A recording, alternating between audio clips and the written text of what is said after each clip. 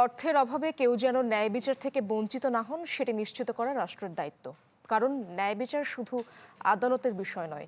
জাতীয় আইনগত সহায়তা দিবসের অনুষ্ঠানে এসব কথাই বলেন প্রধানমন্ত্রী তারেক রহমান। তিনি মন্তব্য করেন, যে রাষ্ট্রে ন্যায় বিচার নিশ্চিত হয় না সেখানে আইনের শাসনও প্রতিষ্ঠিত হতে পারে না।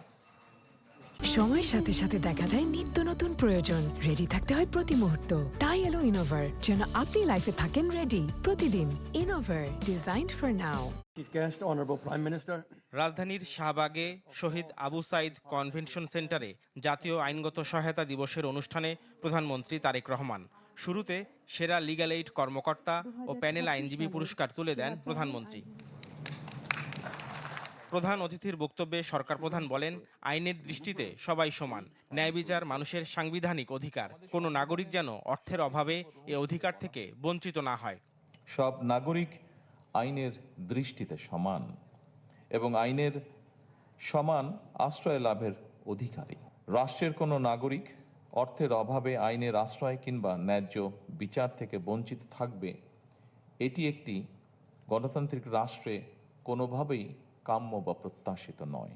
প্রধানমন্ত্রী মন্তব্য করেন, রাজনৈতিক প্রতিহিংসার কারণে অনেক মানুষ বিনা বিচারে কারাগারে আটক থেকেছেন।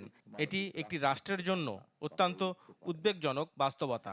দীর্ঘ ১.৫ দশকেরও ফ্যাসিবাদী শাসনের অবসানের পর বাংলাদেশের জনগণ পুনরায় গণতন্ত্রের পথে হাঁটতে শুরু করেছে। এই গণতান্ত্রিক যাত্রা সুসংহত করতে রাষ্ট্রে ন্যায়ের শাসন প্রতিষ্ঠার বিকল্প নেই। ন্যায়ভিত্তিক ও মানবিক রাষ্ট্র গড়ে তোলার আহ্বান জানিয়ে প্রধানমন্ত্রী বলেন, ন্যায় বিচারই হবে শেষ কথা।